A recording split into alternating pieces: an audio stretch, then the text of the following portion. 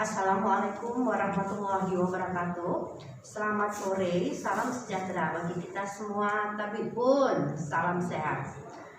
Hari ini tanggal 1 Juni 2020 yang juga merupakan hari kelahiran Pancasila. Saya akan menyampaikan informasi terkini perkembangan pandemi global COVID-19 yang ada di Provinsi Lampung sampai dengan tanggal 1 Juni 2020. Orang dalam pemantauan saat ini di Provinsi Lampung berjumlah 3.179 orang, di mana yang sudah selesai pemantauan selama 14 hari berjumlah 3.130, yang masih dalam pemantauan berjumlah 42 orang, dan ada ODP yang meninggal sejumlah 7 orang.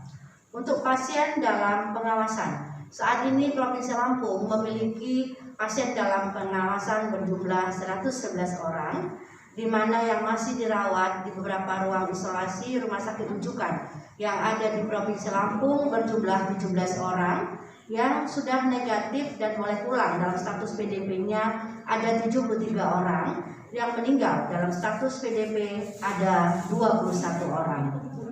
Kasus terkonfirmasi positif COVID-19 saat ini Provinsi Lampung berjumlah 135 orang, di mana yang masih dirawat di beberapa ruang isolasi di beberapa rumah sakit rujukan dalam status kondisi positif COVID-19 ada 50 orang, yang meninggal 11 orang, dan yang sembuh 74 orang. Saya akan merilis tentang ada konfirmasi positif untuk tambahan di Provinsi Lampung 2 orang, yaitu pasien nomor 134, 28 tahun perempuan dari kota Bandar Lampung. Dan satunya adalah pasien nomor 135, 52 tahun perempuan, alamat juga di kota Bandar Lampung. Alhamdulillah ada yang sembuh tambah 3 orang, yaitu pasien kami nomor 91, 37 tahun perempuan dari Kabupaten Lampung Selatan. Dan pasien nomor 104, 33 tahun perempuan dari kota Bandar Lampung, dan pasien 110 umur 58 tahun perempuan, alamat di Kabupaten Pesawaran. Selanjutnya ada beberapa pertanyaan yang masuk ke humas kami. Bagaimana persiapan daripada Provinsi Lampung dalam memasuki tatanan new normal, dan apa kriteria jika sebuah daerah dinyatakan siap menerapkan new normal tersebut? Apakah kabupaten kota masih diperlukan untuk melakukan rapid test massal? Dalam hal ini saya ingin menyampaikan jawabannya berdasarkan regulasi Kemendagri nomor 440 830 tahun 2020 tentang pedoman tatanan normal baru produktif dan aman COVID-19 bagi ASN di lingkungan Kemendagri dan pemerintah daerah, serta berdasarkan kriteria WHO.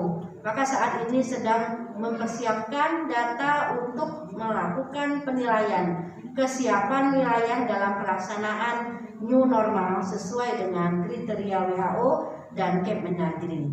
Ada 3 indikator dalam melakukan penilaian, yaitu yang pertama kondisi epidemiologi, selanjutnya kemampuan daerah dalam penanganan kesehatan terinfeksi COVID-19, juga kemampuan pemerintah daerah melakukan penelusuran kontak dekat masyarakat dengan ODP, PDP, serta orang yang dimakamkan dengan protokol kesehatan. Dalam hal ini adalah tentang pelayanan kesehatan. Sedangkan WHO juga mengeluarkan kriteria untuk penyesuaian terkait kehidupan sosial, kemasyarakatan, dan ekonomi, yaitu dilihat dari 3 bidang juga, yaitu secara epidemiologi, situasi kesehatan, dan juga sistem surveillance. Kabupaten kota juga harus tetap melakukan rapid secara massal. Dalam hal ini kita bertujuan agar bisa cepat memantau perkembangan kasus COVID-19 di tiap kabupaten kota. Secara massal dalam arti juga dilihat kemampuan dari masing-masing daerah, logistik, dan juga bagaimana keadaan di suatu daerah tersebut, sehingga nanti data yang kita dapat juga bisa menjawab indikator sesuai kriteria regulasi di atas, dan juga kita dapat melakukan penilaian terhadap pelaksanaan new normal. Juga ada pertanyaan, mohon penjelasan bagaimana treatment pasien di ruang isolasi untuk pasien yang sembuh Provinsi Lampung terus bertambah. Apakah treatment yang diberikan sesuai dengan standar WHO atau ada pengobatan alternatif lain?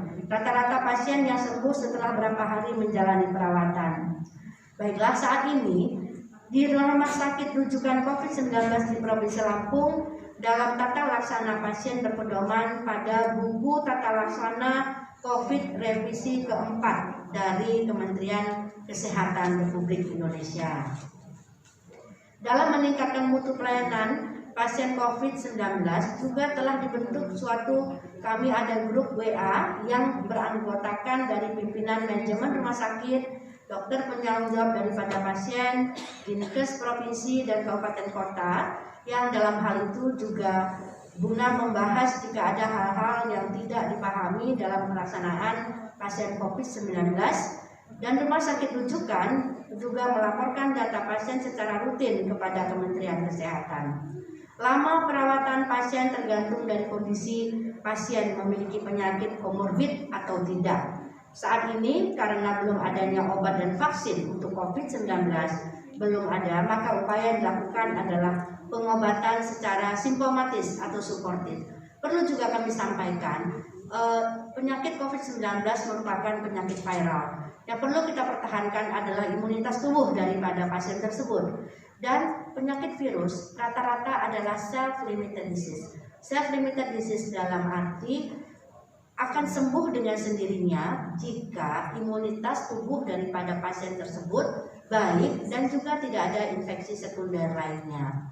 Jadi memang rata-rata kalau saya melihat dievaluasi, satu pasien COVID itu bisa berada di rumah sakit lebih dari 2 minggu. Kenapa lebih dari 2 minggu? 2 minggu adalah masa inkubasi, 14 hari. Selanjutnya baru akan bertarung dengan virus. Bagaimana situasi kondisi daripada pasien tersebut. Mungkin itu beberapa hal yang dapat saya sampaikan pada kesempatan ini, dan tetap saya ingin menyampaikan new normal tentu tidak gegabah dalam kita mengambil langkah untuk melakukan new normal.